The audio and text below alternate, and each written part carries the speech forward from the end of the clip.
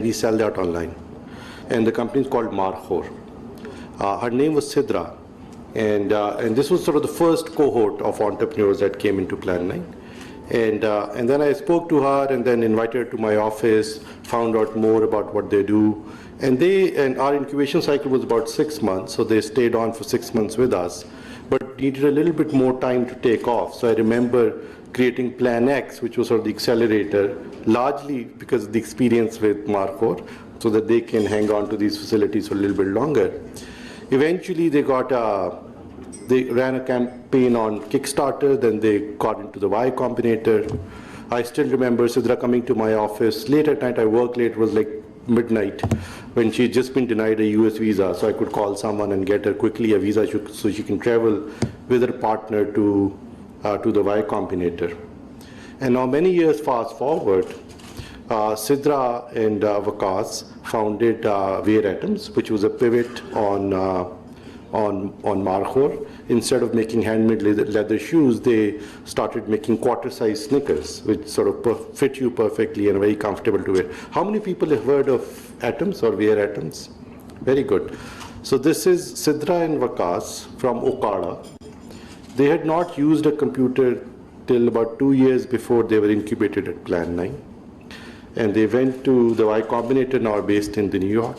They have, I think they've raised like tens of millions of dollars. They were, Humans of New York did a story on Sidra. They were on Vogue's cover, or Vogue did a story on them. And they made these masks that everyone in the world has now tried on. And during the pandemic, they became sort of the masks too that everyone wanted to get. And I keep hearing about all the great things that they do. And little did I know when I was walking into that elevator with Sidra that one day she would become the poster child of Plan 9 and startup incubators in Pakistan. And it's because of her drive that Wear Atoms has gotten that far. This is just one story.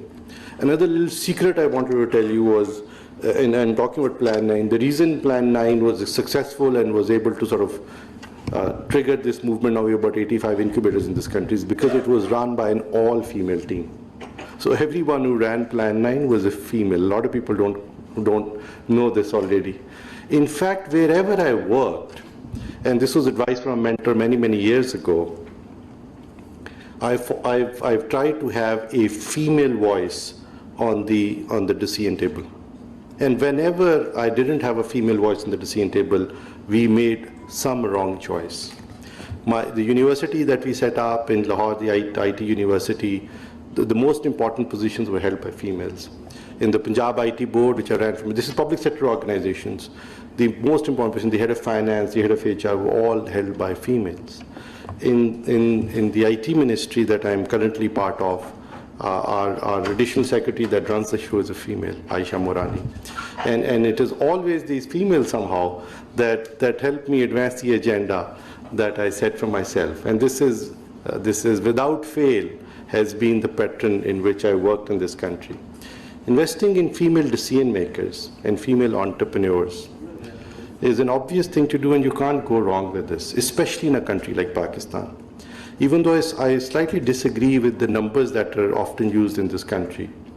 48% of Pakistan's workforce is linked to agriculture.